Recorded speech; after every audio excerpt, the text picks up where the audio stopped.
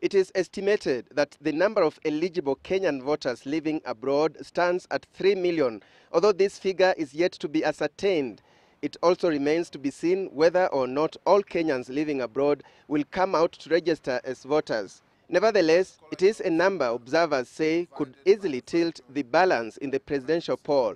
So long as you are able to prove that you are a Kenyan and go and register yourself with the embassy, get a passport, a valid Kenyan passport or ID card, you're a Kenyan. That's the mean, that's it. The Kenyan ambassador to the USA is among those who believe that the registration of voters as well as the actual polling can be professionally executed at the embassies, given that there isn't much time to plan for a more comprehensive process outside embassies. There are Kenyans, for example, who came here when they're 20 years old.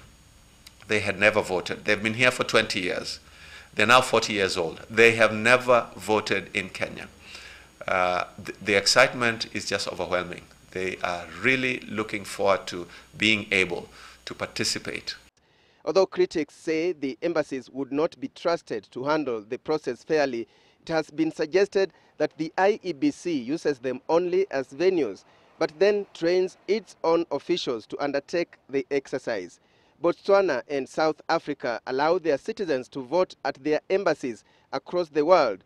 But the problem here is that arrangement can lock out many eligible voters due to distance and time constraints. Living from LA to New York or to Washington, D.C. is about 8-9 hours flight. By road, even 2-3 days. It'll actually take 3, even 4 days. Then you factor in accommodation and so on. I don't think people want to spend a lot of money like that on a vote. The organization of an election is a logistical planning. And independent election management commissions and bodies plan according to their own convenience.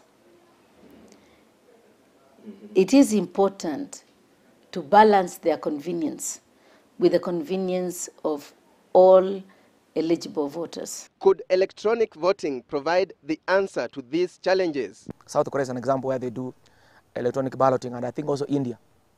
Any diaspora populations from India, they vote electronically in their home votes and so on. Those are the countries that I know that do it.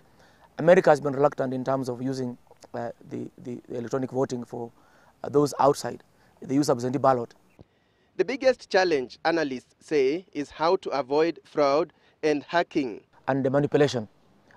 Not knowing the person behind the computer that is sending the ballot from the point of origin. That's always a suspicion. In the tested electronic voting systems, citizens are able to fill voter registration forms and cast their ballots online. This method is less time-consuming and costs less. But Kenya is not yet ready for this method, even locally. It can be done if there was time to be able to build up with technology to that level. Maturity, the rule of law, integrity and honesty are some of the values that build a trusted system of voting which Kenya is hoping to attain. And it is because of that maturity that British voters living abroad are able to vote by post. One can also apply to vote by proxy. That is, you can appoint someone you trust to vote on your behalf back home with strict verification of identity by the election body. The USA, on the other hand, allows its citizens abroad to vote through what is called absentee ballot, as long as they are registered as absentee voters. One can send out actual ballots through mail. That's something they can explore because I know US has done that. Many Americans in Kenya, they vote back home by sending through a post and so on. Food for thought for the Independent Electoral and Boundaries Commission as it prepares a policy that will guide the implementation of voting from abroad. Alex Chamwada, Citizen Weekend, Nairobi.